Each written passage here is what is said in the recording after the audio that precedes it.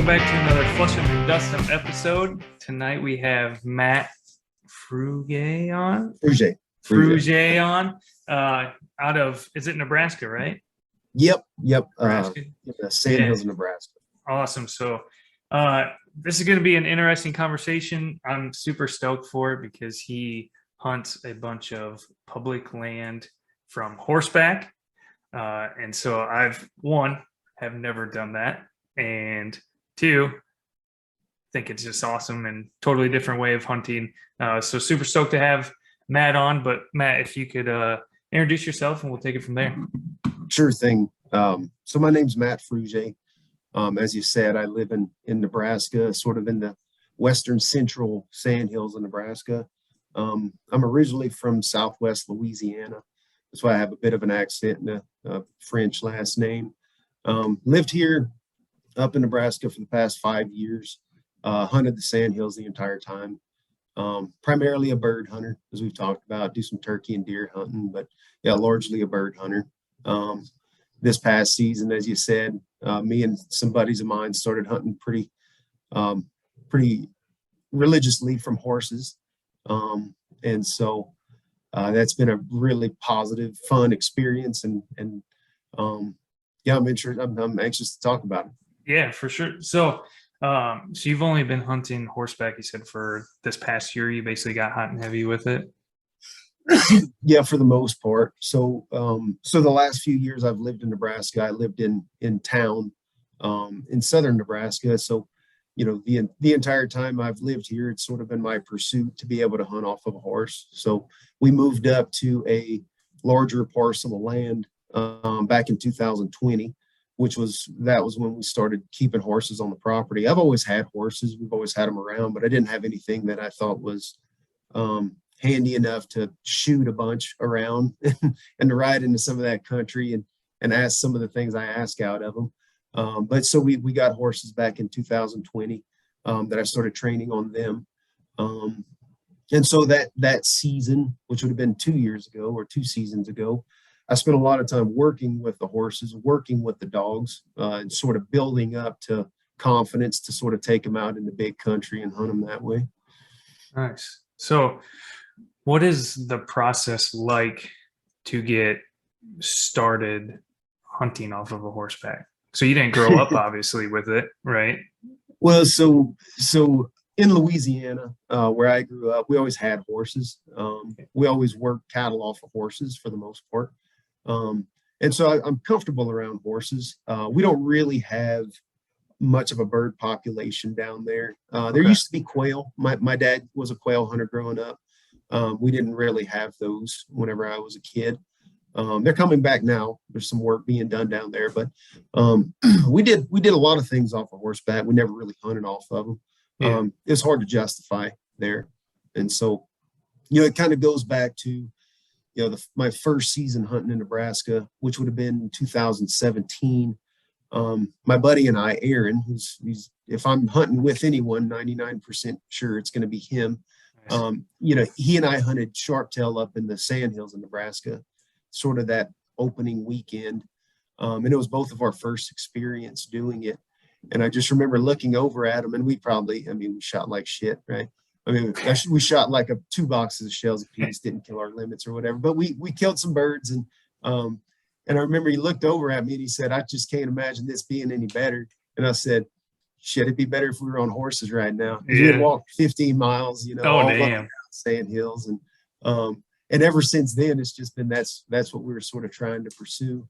But to go back to your initial question, so how do you get into horseback hunting? Yeah. Or doing it the way we do it, I suppose. So obviously, you know, you need dogs and horses, right? Yep. I think it would be sort of very difficult to do it realistically without pointing dogs, because essentially the process then becomes following the dog. Once that dog establishes point, basically dismounting from the horse, grabbing your gun and walking up and taking your shots. But, you know, so in doing that, you know, you're asking for, and for me particularly, I want a dog that covers a whole lot of country. I want a dog that's very steady. I want a dog that's very comfortable around horses. I want, I need to be comfortable with a horse. I need a horse that's once again comfortable with dogs and comfortable with gunfire. And so, you need, my horse was, he was a retired mounted shooting horse. And so I knew he was gun broke. Yep. And that was a big thing because, I mean, the last thing you want, I might be 9 miles away from the truck, a gun go off right by his head. And I got a long walk back in spurs, And so I guess those are obviously the two most crucial parts. But, the things that are more time consuming, I think, are understanding your access opportunities, especially if we're going to be on public land, right? So, a 4-strand barbed wire fence hasn't stopped anybody hunting on foot, to cross over into a different spot. But now that you got a horse, well, you got to know where all your gates are and what your access is truly like. Yeah. And you need a horse that's comfortable with a whole lot of things. I tell everybody, even my horse, he's pretty broke for most people, most of the time. But I mean, I was thrown off the saddle 4 times this past hunting season. Really? Still. I mean, it's just part of it, not necessarily because he did something wrong, usually because either I wasn't paying attention or he got into a bad spot, or, I mean, the other day he bucked because he kicked a cactus up underneath his elbow. Oh, yeah. So you just got to kind of ride some of that stuff out too. And so what it comes down to is being confident on a horse, having a horse that's pretty steady, pretty bomb proof, and having dogs that can perform under that. Yeah. Because the other thing too is you're asking a lot more out of your dogs. One thing that I've found is hunting off of a horse. I'm traveling a lot faster, and so my dogs typically travel a whole lot faster, right? So usually, I don't know if you use a GPS unit, but just for every mile, mile, there you go. Yeah. For every mile I walk, my dogs do 3, and that's a pretty standard for my dogs.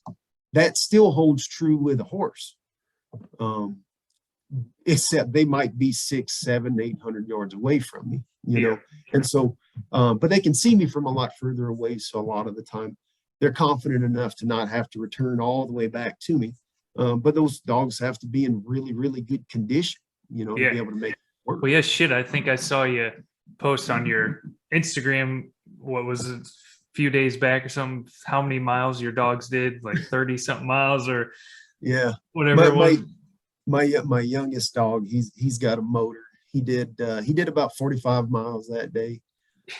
My second oldest, my black and white one-eyed dog, he did 37 or something like that.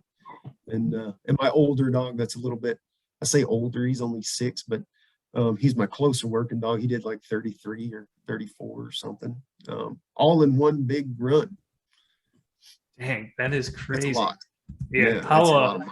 Yeah. What's the speed that they're running at per se? Like, how long does it take you to cover? Does it take them to cover that many miles? No, that's a good question. I think that was a 4.5 hour run. So usually if you're monitoring their speed, the way my dogs will travel, initially they'll be traveling about 11 or 12 mile an hour. After you get an hour or so under them, they'll go down to 9. It seems to be once you break over a 30-mile mark, they'll slow down to 5 or 6. Yeah. So they slow. There's a point of diminishing return, and it seems to be around 30 miles. Yeah, that's a crazy amount, though. Do you so when they're running these long distances, how many breaks are you giving them, or are they're just going? Yeah, they're just kind of going. Anybody who's been around pointers knows that you don't tell them when they're going to take a break.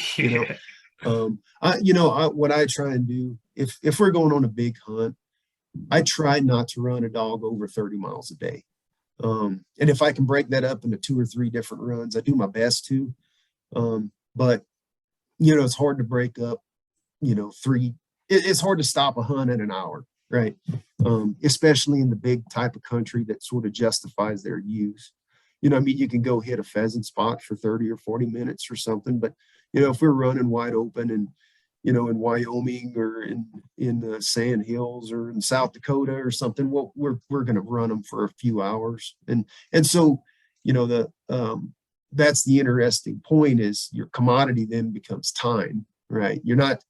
I know the effort my dogs are going to give. I can only restrict their energy by how much time I keep them on the ground, Yeah, for sure. and so how long it's going to take them to get to that point. But So what's the process like to one, is there a certain breed of horse that you're looking for?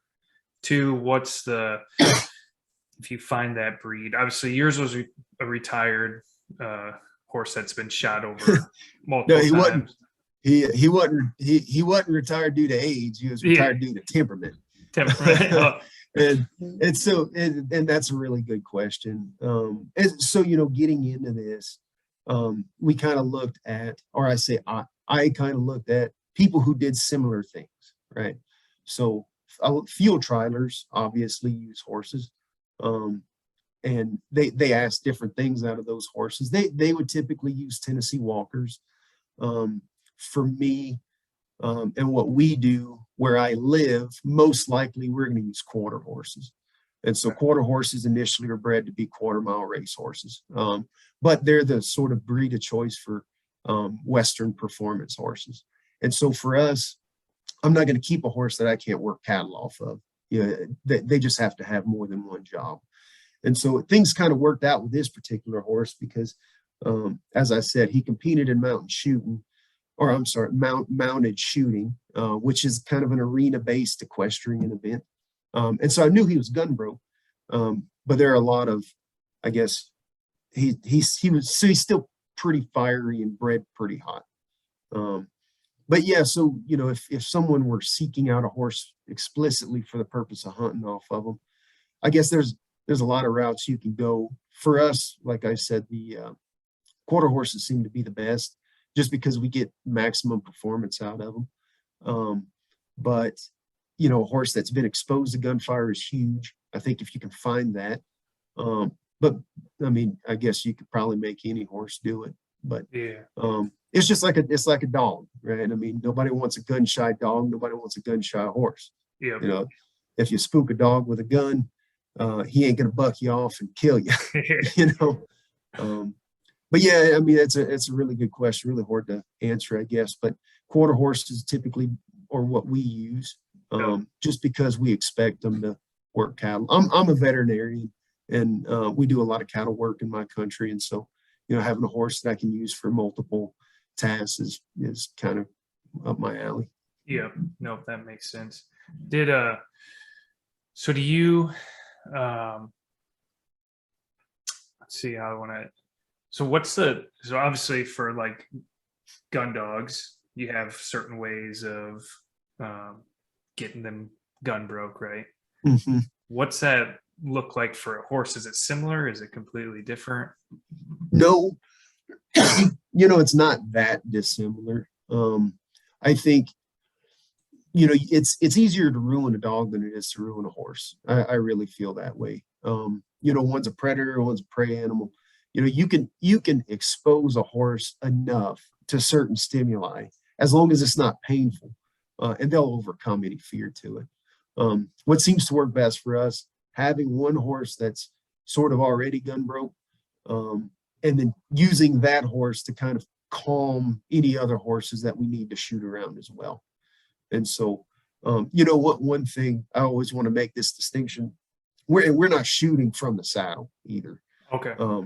And so that's, it's a little bit different. We can shoot off the ground. It's a little safer for us, but it'd be something very different asking for a horse to have a gun going off like right by their ear. Yeah. Oh yeah, but, sure. You look back just a couple hundred years ago, mounted cavalry. I mean, those guys in the World War I, Civil War had guns going off on horses all the time. Yep. But they seem to be a little bit less sensitive to those things as long as there's no major negative exposure. Yeah. Do you have you been bucked off one from any, like, oh, obviously you're not shooting on them, right? Mm-hmm. So what's when you get bucked off, have you been bucked off from like training issues, like when you guys are training them to? Sure. Or like what about if you do?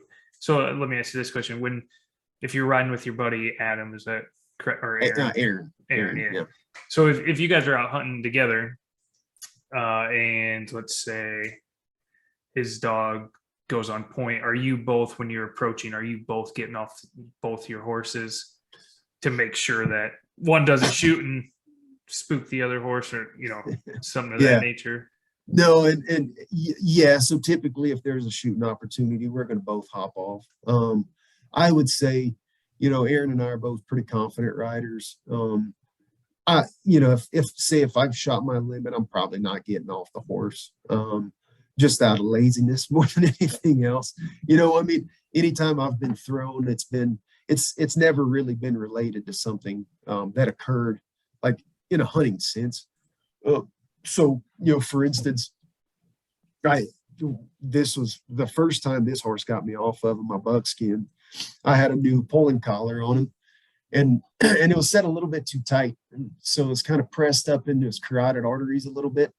And he's kind of a greedy pig. And I hopped off to open a gate, and he had his head down grazing for a little while. And so that collar was pressing up into his carotid arteries. And so, I was kind of pissy already because he was acting up. And I went and threw my leg over him, and he picks his head up and blacks out, which is not terribly uncommon with horses. Yeah. He kind of lost himself. And so he goes down on the front end. And then when he kind of regains consciousness, he sort of breaks in two on me. And I had him. I was so unexpected, Yeah. I had him when he threw his head back and caught me in the mouth. And then I just kind of bailed off of him. And so that was one scenario. I've had a scenario where we're kind of walking through a sand pit in the Sandhills, not thinking anything of it. And he just decides he wants to roll. And so he goes to lay down and roll on me. So I had to kind of bail off of him there. As I said, that cactus got thrown up under his elbow, and he got the bucking then. Yeah. I rode him out that time, but a little while later, he got me off successfully. But some of the problems is that we ride kind of half-ass broke ranchy horses, but yeah, that's probably not everybody's problem. But it's that kind of thing. I mean, it's never something, so like with this horse, he was exposed to guns, but there's a lot more than just gunfire that they've got to be okay with. And I remember the first time a covey of grouse flushed out from, just like 20 yards away from him. I mean, he jumped about 8 feet sideways with me, never saw it coming. Yeah. We just had to kind of get over that hurdle, Yeah. And it's just, we don't always, I guess, do it the absolute safest way, but it's done right. That's the way it happens, Yeah, that's awesome. How many dogs are you guys running at a time when you're hunting? So I've only got my 3. My buddy Aaron, who hunts with me quite a bit, as I had said, he's got one Cocker Spaniel that just kind of runs under the bellies of all of our horses until one of the dogs goes on point. My other buddy Grant, he's got 4 dogs. They're all Brittany's. And then my other buddy Trevor, who came with us on a quail hunt down in Kansas, he's got 5 GSPs. So, nice. At any given time, we try. I always think 3 dogs is kind of the maximum I want on the ground, as much as I can do. I try not to run more than 2 of mine at a time. Our dogs get kind of competitive, as a lot of dogs do. But that makes sense. But there's always the screw it strategy where we just put all 19 dogs on the ground and see whatever happens. Yeah, which we'll get into that too. But just talk about that. What's it like 19 freaking dogs running? Well, and I exaggerate. It's 10 dogs, whatever it is. Oh, it's hectic. That's I'm sure you're familiar with that's the common last day of the hunt strategy, right? Yep. Just let everybody go. Yeah, just digging out all the collars you can find. And it's good and bad. That's when dogs start to get kind of pushy with each other. But the challenge we get into, particularly like Wyoming, is water. Just carrying enough water. It's hard enough to carry it in your pack. You can carry it on the saddle, but it's hard to balance it, totally perfectly. And so, part of the reason I don't believe in running more than 2 of my dogs at a time is I just can't physically find a way to carry enough water to kind of keep their motors going. How much water are you usually carrying? Probably, a half a gallon is probably what I stick with to a gallon. Yeah. I've got one of those, Hydra Pack makes them. I can't remember how big it is, but it might actually be closer to a gallon. I think it's no, it's 3 liter or something like that. I'll throw that over behind my cantle on my saddle. Yep. And that kind of keeps you going for a ways. But there's just so much shit you kind of got to carry around when you got dogs. Yeah, no shit. And How it's do a lot you to throw in the saddle. so do you travel around a lot with the horses and the dogs to hunt? Yeah, quite a bit. So, I've got where I live, we got a ton of prairie chickens at my house. Yeah. And so I've got permission on the ranches around my house to hunt. Sharp tail, I'll usually go up a little bit further north on the public land there. My absolute favorite hunt, I'm already excited about it, is hunting sage grouse. Yeah, we're doing that this year. Oh, are you? Wyoming. Yep. Oh man, is it your first time? Yeah, first time. Oh God. I don't even know what to expect. Yeah, don't expect anything. Yeah. It's the first time I ever went, I think was 2018. And we had no idea what we were doing.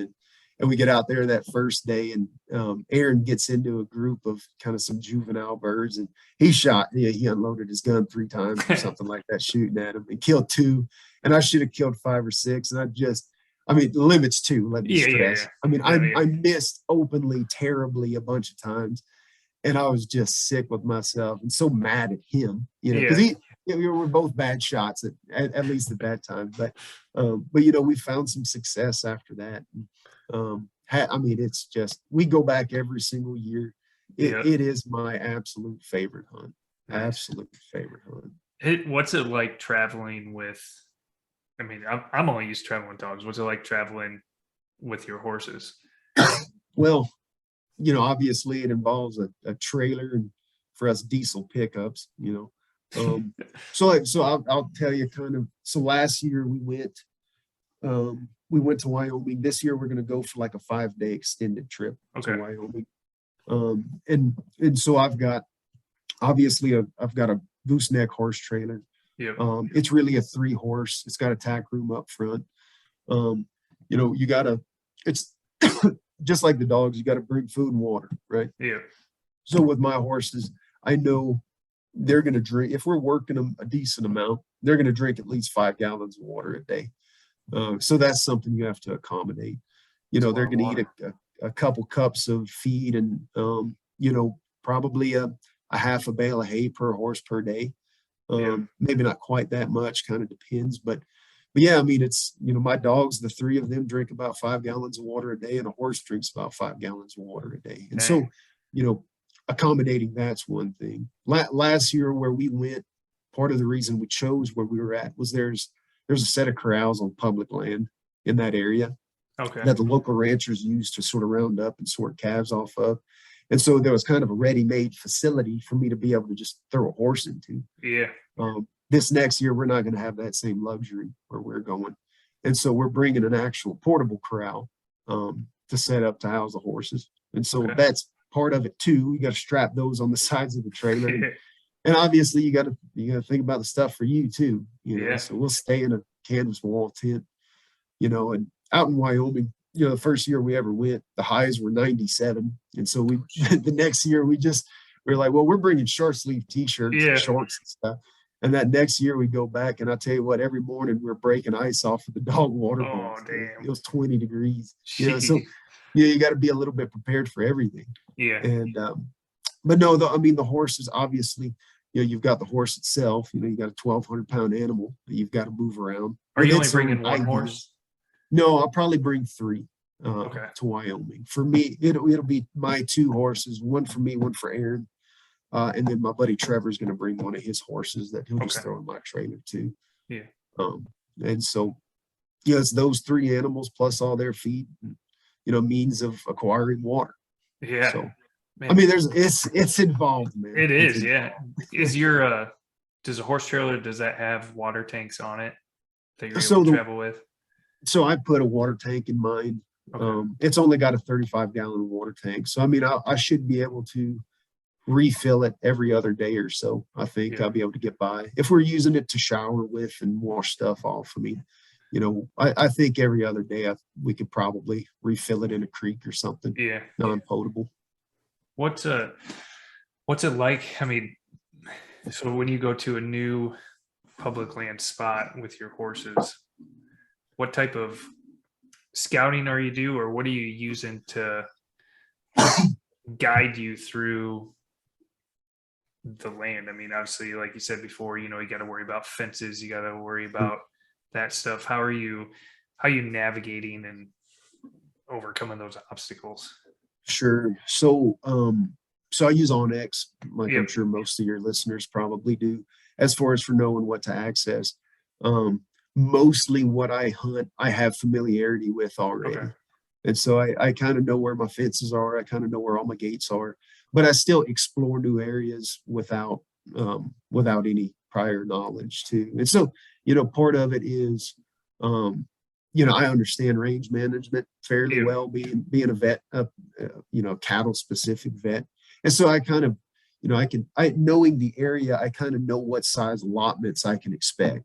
Right. So if based on where we are in Nebraska, I have an idea of how big a pasture is probably going to be on Okay. public land. I know Yeah. what size those allotments typically are.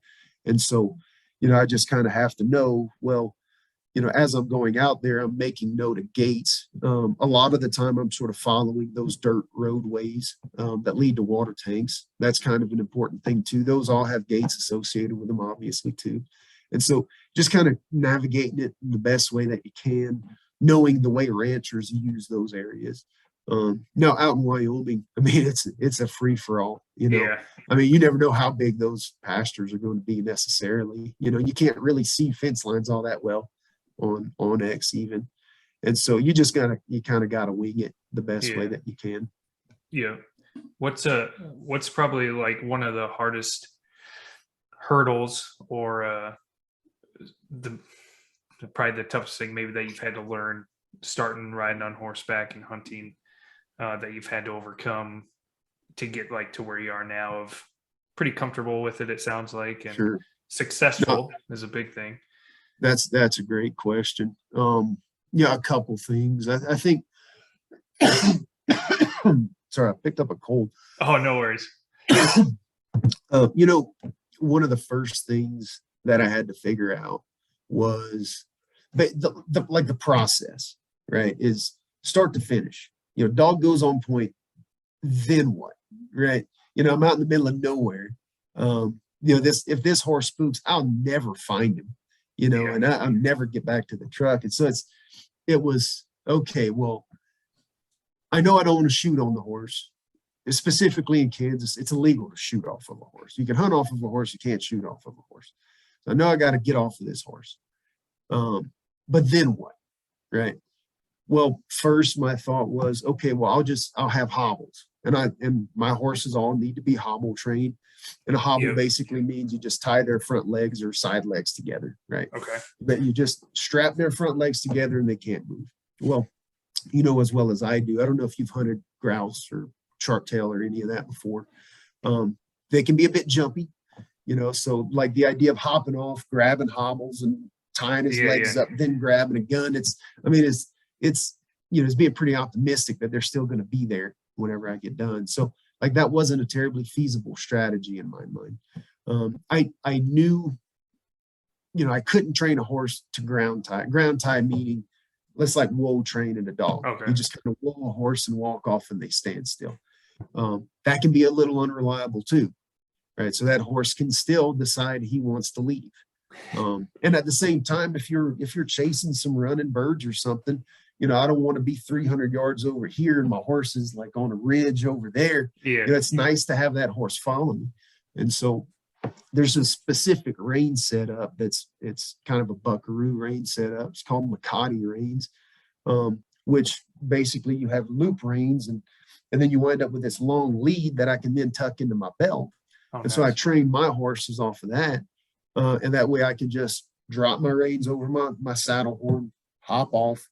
I keeping placement of the gun as a part of figuring all that out, right? I ride with it under my left knee.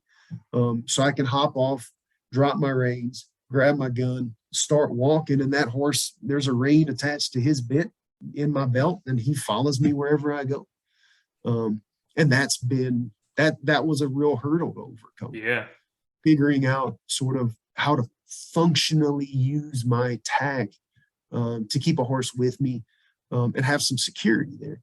Yeah, no kidding. Because I imagine they could be like a dog per se. If they get spooked or some reason a gunshot goes off and they want to take off and you don't have anything there to stop them, or at least Absolutely. like with what you have now, it gives them that if they try to move something, at least it's tugging on their, I think you called it their bit or whatever, Yeah. to make sure that Yeah. they're following in line with you, kind of like a lead leash, on a dog. But It's very similar to that. Yeah. And so it's not, it's not knotted into me, because Yeah. then if he still decides to bail, I'm not going to stop him. Yeah. He's just going to drag my butt through the sandhills and cactus, all the way back to the Oh tree. man, But he's still, there's a little bit of resistance there. He respects that. My mare Yeah. respects that.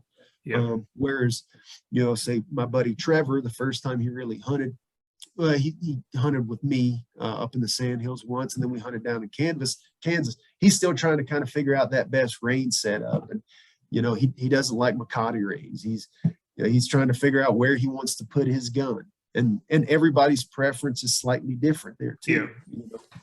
Some guys like to ride with it up in front of them, and I found that to be a real impediment to rein management. And every time I turned my horse to the right, he'd catch that stock and here we go. It's getting Western again. Doesn't like that. And so I had always thought, well, if I could kind of grab that gun and unsling it as I'm dismounting, that'd be kind of perfect, right? Guns in my hand, I'm on the ground. I can shoot quick. But in reality, it's like, no, just pop off, get that gun out, load it, and walk up and shoot. And so, I mean, as that goes, we basically hunt with all over-unders too. Okay. Because that tends to lay the best up underneath your leg. Yep. And so that's a part of it too. But figuring out where that gun goes and figuring out what your rein setup is and the entirety of the process, that was the biggest hurdle. The horses and dogs have some kind of weird, like, natural connection. It's hard to explain. They tolerate each other really well. Yeah.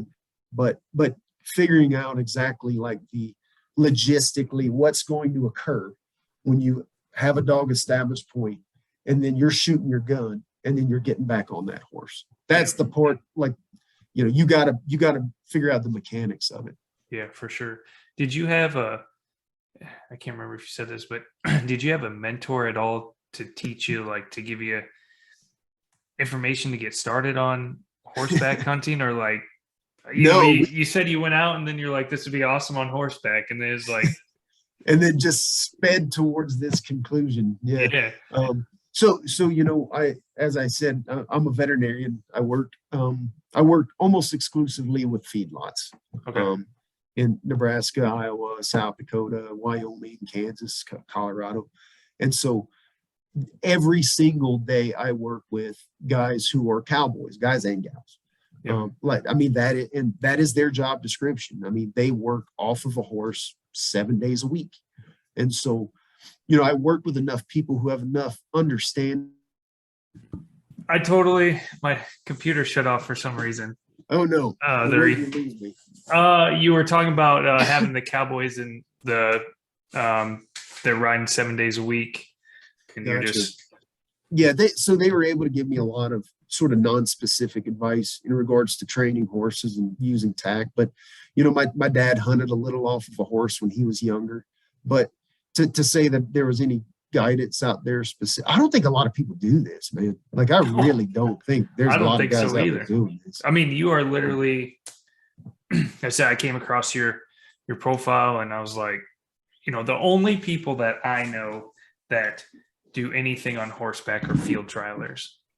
Sure. But I never have been able to talk to someone that actually does it on public land and has success with it, and whatnot. So I think it's crazy awesome that you're able to do that and to, one, have success with it and know what you're doing. Like, I've rode a horse like 5 times in my life. I would have no idea what the heck I'm doing, like, but it'd be fun to watch. Like, I think it would be You awesome know, to be that high. Like, one, how high do you think you are? Probably like 8 feet. yeah, probably a little Type of over 8 horse, feet. having like that vantage point and the terrain that you can go through and like Well, just you cover ground so effectively, oh and yeah, I feel like my dogs hunt differently. They're more efficient with the way that they cover ground. They can see me from further away, and it's like I don't know if you know much about the Sandhills or if your listeners have hunted there much. I mean, it's pretty rough country. yeah, because It's a isn't lot of it? up and down. It's getting close to like the bad, like it's the Yeah, part. it'd be sort of south of the Badlands, and I Yeah, mean we've got it's active sand dunes, yeah, grass covered sand dunes, and so I mean you're either going up or going down. I mean there's no flat ground, and so with my dogs, it's not uncommon to have a point 5 to 800 yards away, and in that kind of country, it's the idea of walking all the way over there. I mean, of course you're going to do it, but is that dog still going to be on point? Is that bird still going to be there when I get there? Well, 600 yards away, I could kick that horse into a lope. And we're going to get there quick. yeah, yeah. you know, That's nice. like when we hunted sage grouse in Wyoming, which this past year I was the only one horseback in Wyoming last year. I would go out in the morning, and I kind of think I don't want to advertise this too much.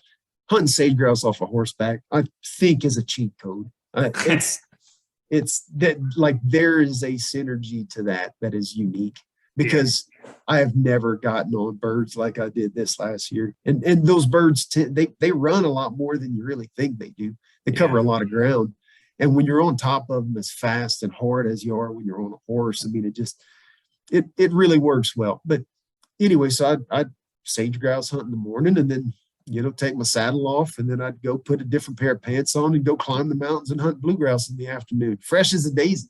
Yeah, Because my legs weren't worn out. yeah, I mean, I could walk. It's like I'd cover 40 miles a day, between my yeah. legs and the horse. It's just crazy what you can accomplish. That is awesome. How fast are your horses walking when you're in a hunt? That's a really interesting question. So a person walks 2 to 4 miles an hour, probably.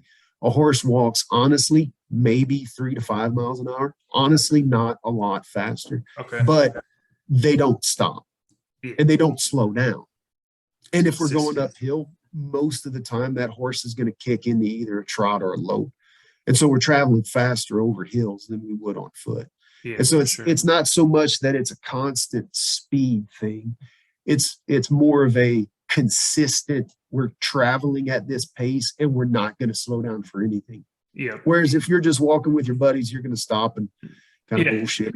My back hurts. Stop and complain for a little while. Yeah. There's none of that. That horse never stops moving. Yeah, that's awesome.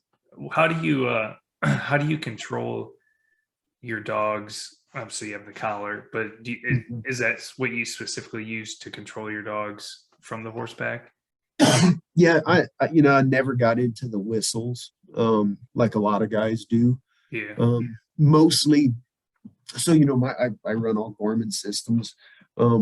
My dogs basically, the only commands I really train heavily on my dogs is a recall and a whoa. And then over time I kind of teach them. I'll morph. I'm not a very good trainer, but I'll sort of morph that recall into a directional command. Okay. And so basically, those Gorman systems, you've got a beat on that collar. And so, I'll hang my transmitter off of my waist. And so I'll just kind of press a button and beep them. And that beep ultimately just means kind of key on me, right? It means we're changing directions. You're either coming back to me or on the way back to me, you're going to recognize we've changed directions, and I'm going to sort of reorient you in another direction based off of wherever the horse is kind of pointing. And so as far as commands go, they're usually outside of vocal range. And so it's exclusively going to be off of a beep. I'm going to stim them if they're not listening or disobeying commands, but I'm not going to lay heavily into them with electricity. I don't really Yeah. believe in that either. But No, I agree. I do use it, and if they're close enough, I'll use vocal commands. You Yeah. know, I'll whoa them. You know, if we're getting up onto a point, or if I see them flush something, you know, obviously that's different. But Yeah. yeah, basically it's all vocal and cueing off of that beep on that collar. Yeah. No, that's pretty awesome that you're able to.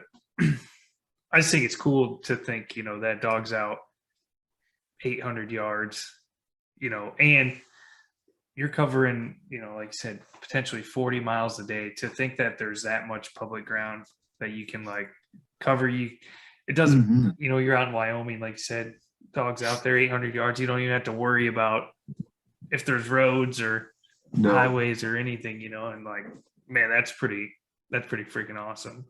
Well, when for us, you know, it's like you gotta we kind of always toe the line between like experiential and like pragmatism, right? Yeah. And it's like, you know, it's easy to, like, this whole time I didn't want to say, well, I don't want to be hunting off a horse because really I just want to be riding a horse. You know what I Yeah. mean? Like, I had to find in my mind for myself, I had to make this thing practical, right? I had to make it actually sort of benefit the hunt, not just improve the experience for whatever reason. And you know, I think we've really captured that, Yeah. for the most part, where it's like, no, actually, I prefer to be on a horse, because I can cover more ground, because my dogs are more receptive to it. You know, Yeah. there are certain environments where it's unrealistic. Like, I don't really pheasant hunt. I have no intention on pheasant hunting off of a horse. Yeah. Although there are areas I probably could, it just doesn't make a ton of sense, right? Yeah. You know, whereas the prairie grouse for us, chickens and sharp-tailed and sage grouse, man, absolutely perfect. Quail, particularly in Kansas where we go, makes a ton of sense, you know. Yeah. But I don't want to be sitting there like duck hunting out of a saddle, you know, just to prove anything. Yeah. Yeah. But that's been important to me also, is being able to make sure it's actually, it benefits the hunt and doesn't just, you know, add something different into the experience. Do you do much hunting outside of horseback now that you got into it? So this past year, it was probably, I probably hunted horseback 60% of the time, I guess, if I had to say. I did a little deer hunting off a horse too, just Yep. because I think it's important to expose the horse to everything, rifle fire also. But as I said, if I'm going to go pheasant hunting, I'm probably not going to take a horse. Yeah. As it gets later in the year, you know, if I was hunting prairie chickens, I would use a horse, but in a different way, if that would make sense. Like, I instead of wearing my riding boots, I'd wear hiking boots on the horse, and I Okay. would hobble the horse. And so I would go out and kind of travel, and just kind of expect the horse to stand there. One thing, snow kind of introduces a different challenge also. You know, if you're on a snowy hillside, you run quite the risk of slipping and falling. Yeah. You know, horses they'll get that snow kind of caked up in their hooves, and they get real slippery, especially on side hills. And so, you know, you kind of got to know when to abandon it, you know, and where you can be. But yeah, I mean, I think it's important to do all of it. Yeah. You know, I love the athletic pursuit of hunting. You know, I did a half marathon this past weekend. You know, Nice. I like being in shape too, and particularly hunting in the Sandhills, man. Like, you stay in shape, Yeah. you know. And now, kind of doing it off of a horse a lot of the year, you sort of, it's easy to kind of get sort of fat and sassy and lazy, you know. And so I still do think, you know, there's a lot of value in being athletic, you Yeah. know, and I don't want to lose that entirely because, well, now I kind of got this, you know, this hoverboard I can just hop on and Yeah, make yeah. life easy for me. But I, as I said before, there are times, and I really think sage grouse is one of those things where being on a horse is just, it really does make you more successful. Yeah. I mean, this last year, you know, just briefly talk about it. You know, I've been wanting to kill a bomber. That's sort of been my thing. And I know it's a lot of people's things, right? Everybody wants to kill a big sage grouse Yep. male, and we had only ever seen one before, where my buddy Aaron had kind of kicked one up and sort of missed a couple times. And you know, it's funny, if you've never been around them much, you know, you'll go out there and think like, well, I hope if a male gets up, I hope I can like recognize it and I hope I can hit it, you know. And it's like when one gets up in front of you, there ain't no mistaking what it is. You know, I Yeah. mean, it's like a turkey, you know, they're huge. But anyway, this last year, towards the end of September, we're planning, kind of half planning to go out there because my son, my first child was born at the beginning of September.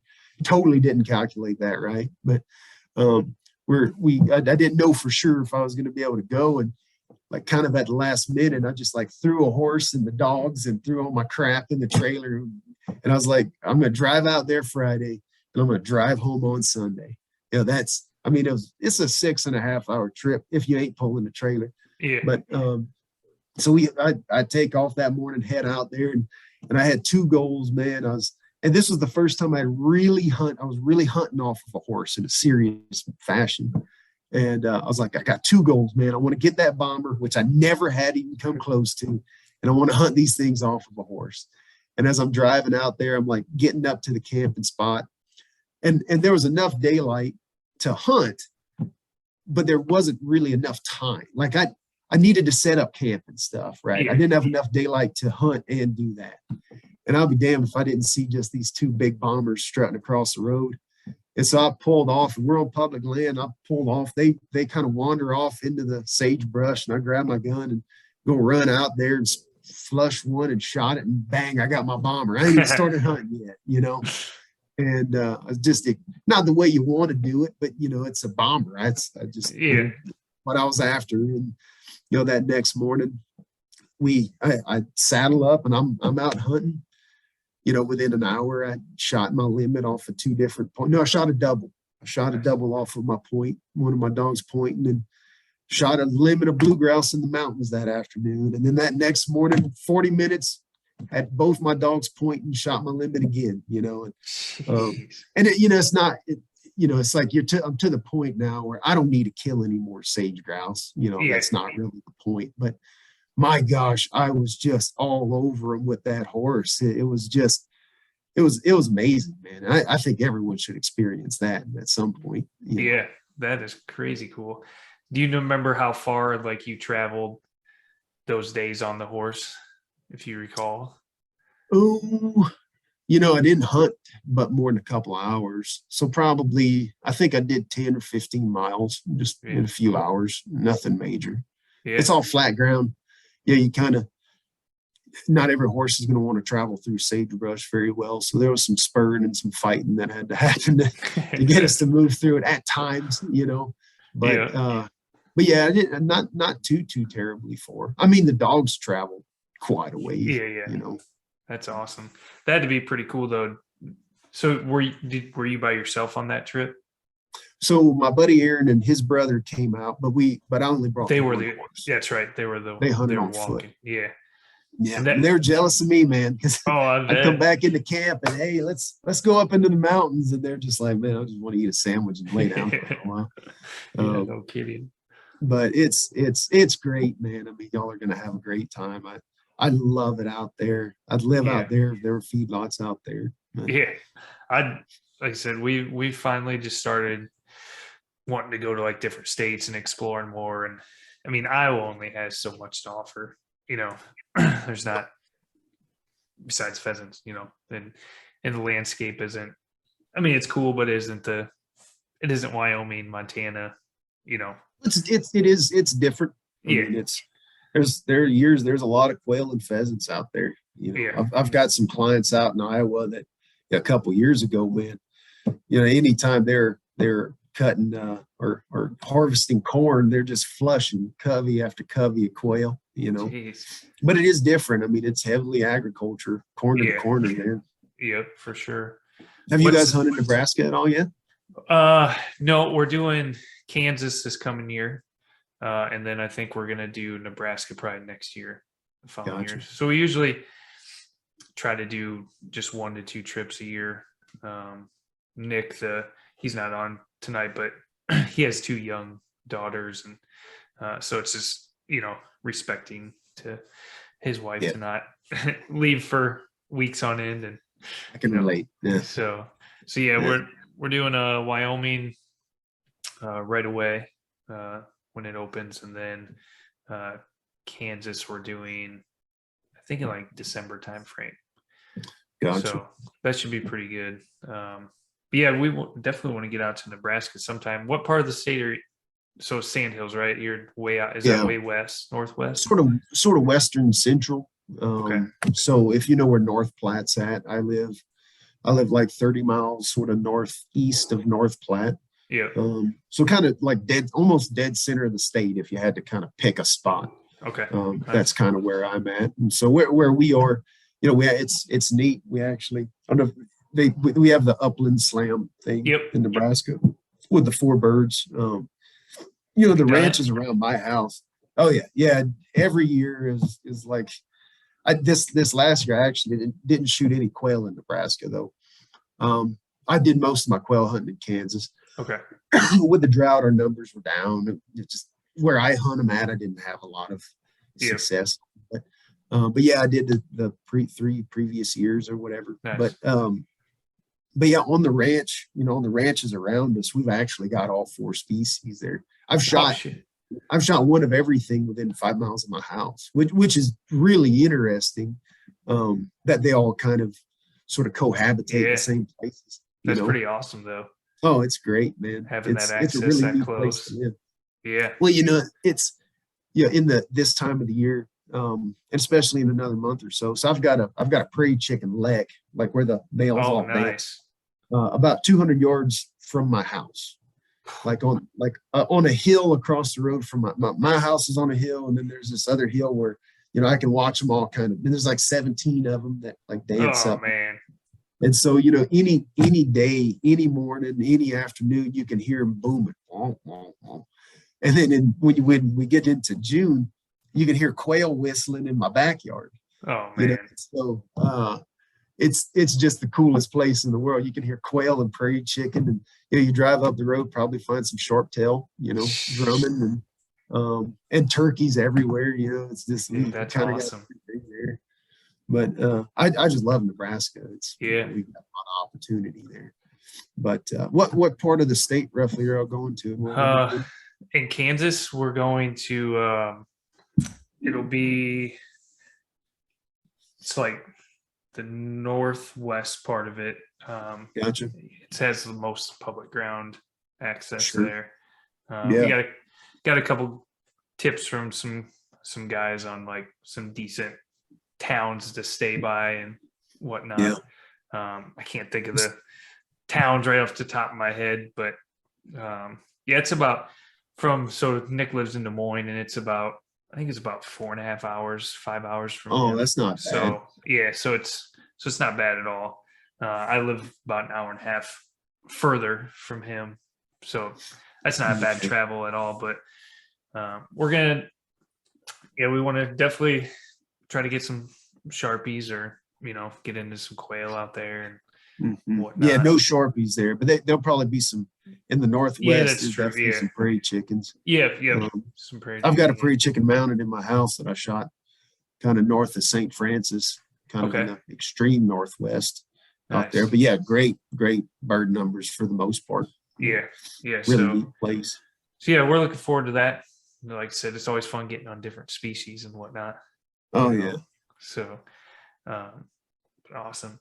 Well, man, I appreciate you coming on the podcast. I don't want to cut it off, but we usually try to keep it for an hour. And man, I had a ton of fun. This is great hearing more about hunting horseback, and definitely, who knows? When are you going out to Wyoming? Do you know? Yeah, we're going out. So the Sage Grouse season opens on the 17th and extends to the end of the month. I think we're going to head out there probably on the 17th or 18th. Yeah, we'll be there too. And we're going to stay kind of that whole week. What area are y'all going to roughly, roundabouts? Let me pull up my Onyx quick. I don't want you to give away your spots or anything. Yeah. Are y'all going explicitly for Sage Grouse then, or anything else? Yeah, I mean, we'll do Sage Grouse and see how that goes, like in the mornings. And then we'll be not too far away from some blue grouse habitat too, from what I gather based on location. Let me pull this up quick.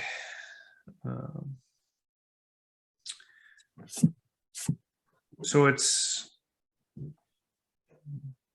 Lander is probably one of the closer towns. Looks like. No, we'll be over around Lander too. Yeah. Actually. I can send you the location. Yeah, no, off air. Yeah, off air. Yeah, and there's a few more species to hunt around that area that we'll be trying to kind of chase too. So Yeah, we should connect while we're up there. I got a mare I could probably throw you on if you wanted to come. And probably buck me off, but well, yeah, she might. She won't mean it, but she might. Yeah, no, that'd be pretty awesome. But yeah, we'll definitely stay in touch and we'll see if we can meet up when we're out there. But sounds great. Well, thanks for having me on, man. Yeah, Matt, sure definitely appreciate it, and look forward to seeing some more of your horseback stories or following along. So absolutely, man. You have a good one. Thanks so much. Yep.